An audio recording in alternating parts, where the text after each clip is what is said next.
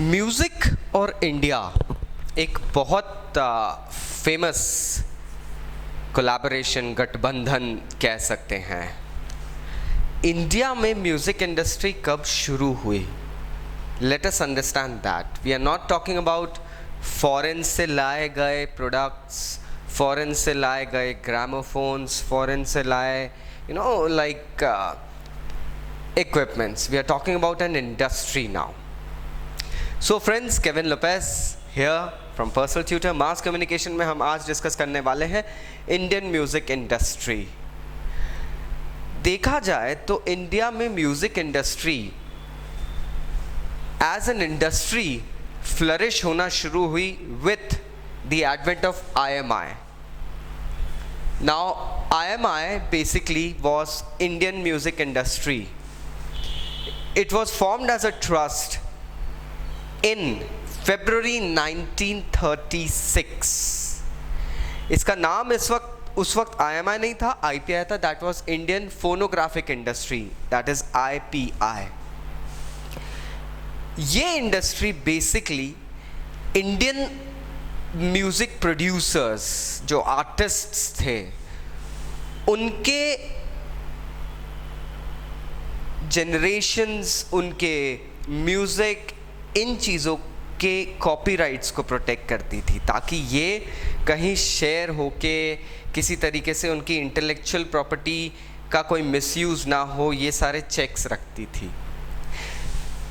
This was perhaps the second oldest music protection industry in the world, क्योंकि India एक ऐसी जगह थी जहाँ पे बडिंग आर्टिस्ट्स बहुत थे एंड उनके वर्क को प्रोटेक्ट करना एक बहुत बड़ी नीड बन गई थी. There were constant clashes and all going on friends. Indian music industry को संभालने के लिए IPI फॉर्म होता है. Almost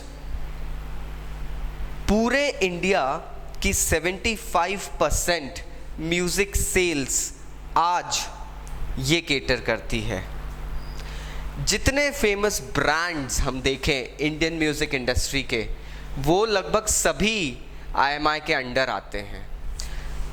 two name some, Saregama HMV, Universal Music India, Tips, Sony Music India, Magna Sound and Times Music India. ये सारे titles जो हैं, ये सारी कंपनीज, म्यूज़िक प्रोडक्शन कंपनीज हैं, ये सब आती है IMI के under. We must very well be aware about what they work for. They actually go ahead and protect piracy. They go ahead and take care of copyrights.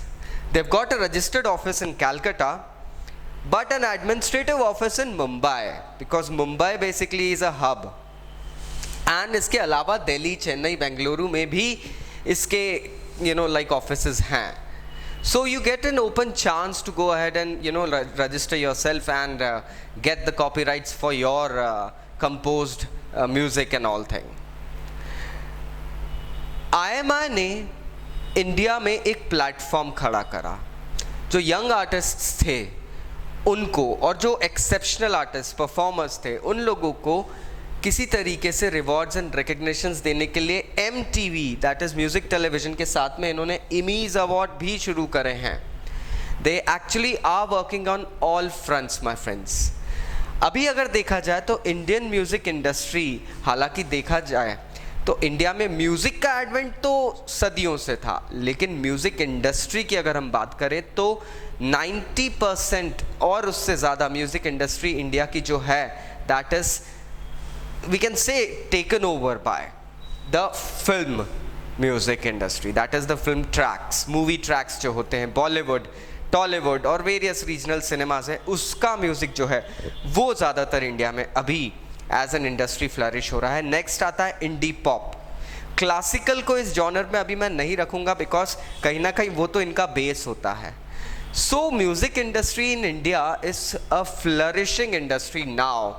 We have got many companies coming up, recording studios are up, budding artists are there, and finally अभी अगर हम देखें तो non subscribed channel के तौर पे YouTube पे Indian music की डिमांड सबसे ज़्यादा है. We actually have got views in millions and billions. So there is no doubt that Indian music industry is actually working at a very high rate. आशा करता हूँ अब आपको ये टॉपिक थोड़ा समझ में आया होगा. फिर भी अगर कोई डाउट्स रह गए नीचे कमेंट बॉक्स से कमेंट करिए. I'll be going ahead and replying back to you. दोस्तों, I would like to inform you that we have started giving online classes as well. So if you are interested, just contact us at the numbers given in the description box. Bye bye.